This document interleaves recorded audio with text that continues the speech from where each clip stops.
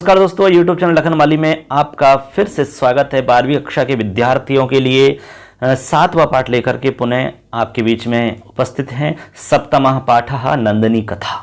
इस वीडियो के माध्यम से आज हम आपको बताएंगे नंदिनी कथा। मूलतः यदि हम बात करें तो यह जो आपका पाठ है ये रघुवंश महाकाव्य के दूसरे सर्ग पर आधारित है। और रघुवंश की हम बात करें तो रघुवंश में कुल आपके 19 सर्ग हैं। और रघुवंश रचना की बात करें तो ये महाकवि जो कालिदास जी हैं उनकी 7 रचनाओं में एक बहुत ही प्रसिद्ध रचना है, यानी कि ये महाकाव्य है। मूलतः कालिदास जी के 2 महाकाव्य हैं, एक रघुवंश है और दूसरा कुमार संभव।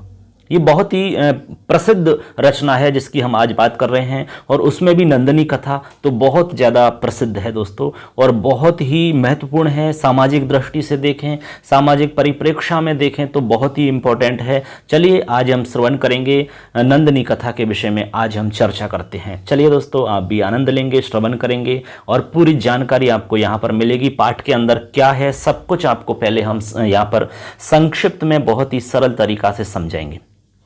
एग्जाम की दृष्टि से भी आपको सारी चीज़ इसमें बताई जाएगी कंप्लीट।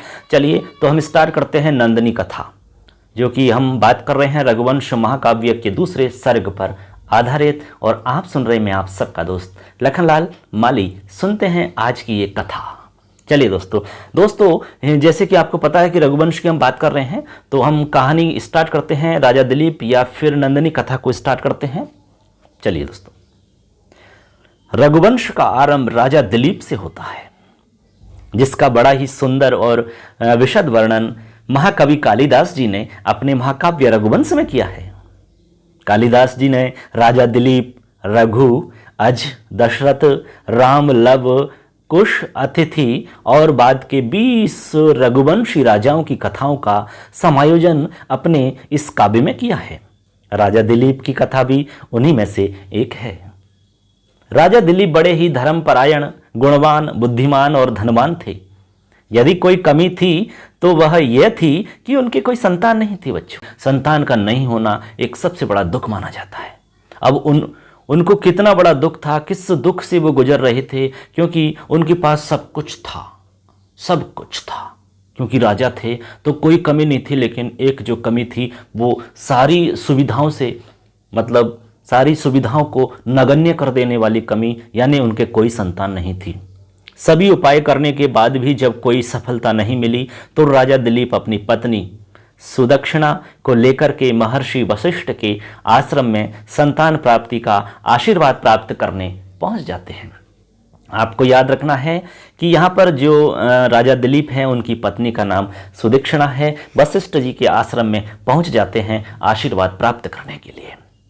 महर्षि वशिष्ठ ने राजा का आतिथ्य सत्कार किया और आने का प्रयोजन पूछा, तो राजा ने अपने निसंतान होने की बात बताई। तब महर्षि बोले कि हे राजन, तुमसे एक अपराध हुआ है, इसीलिए तुम्हारी अभी तक कोई संतान नहीं हुई है।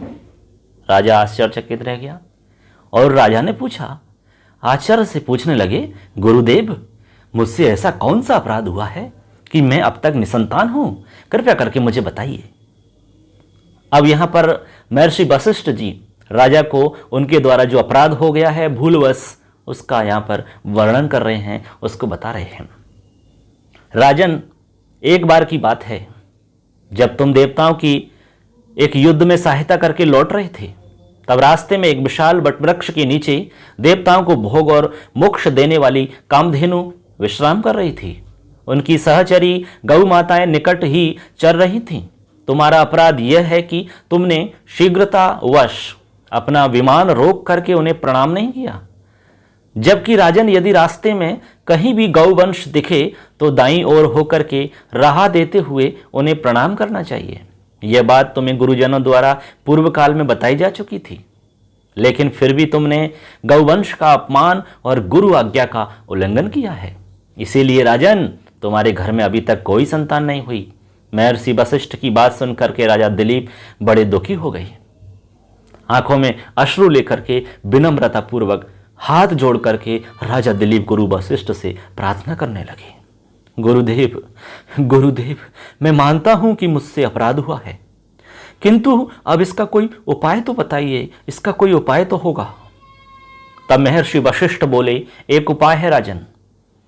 ये है मेरी गाय नंदिनी, जो कि कामधेनु की ही पुत्री है।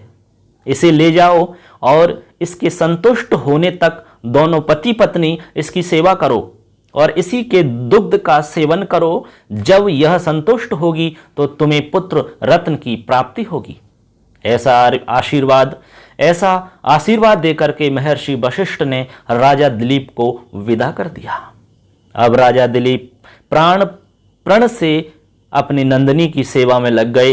जब नंदिनी चलती तो वह भी उसी के साथ साथ में चलते। जब वह रुक जाती तो वे भी रुक जाते।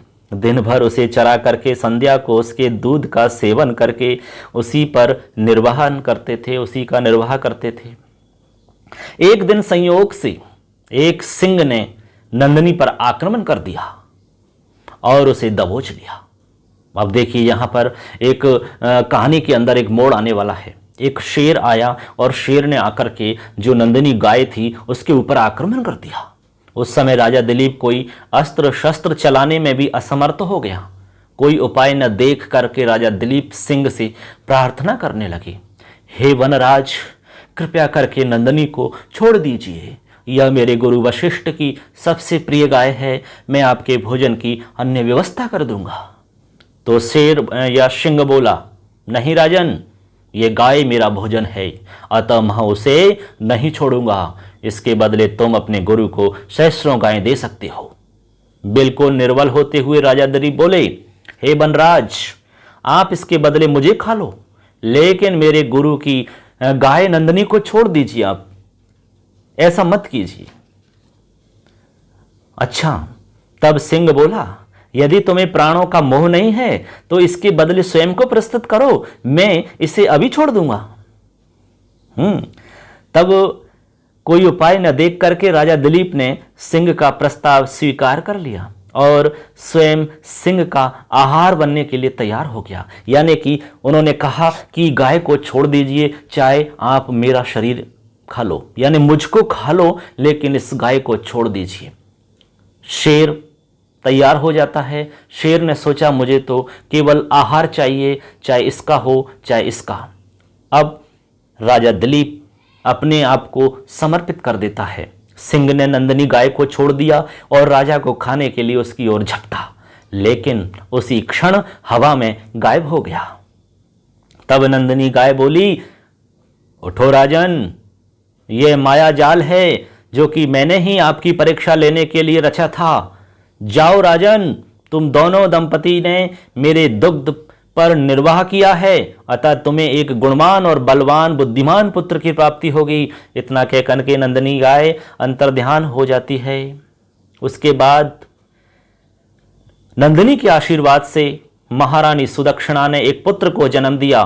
रघु के नाम से विख्यात हुआ और उसके पराक्रम के कारण इस वंश को रघुवंश के नाम से जाना जाता है। महाकवि कालिदास जी ने इसी रघु के नाम पर अपने महाकाव्य का नाम रघुवंश रखा। तो ये थी दोस्तों नंदिनी की कथा, हमने संक्षिप्त में आपको बताई। तो इसमें आपको ध्यान रखना होगा कि क्या इसकी घटना थी। नंदिनी कथा है तो आपका जो पाठ चलता है उसके विषय में आपको कुछ जानकारी होनी चाहिए थी। इसी वजह से हमने आपको इसमें बताया।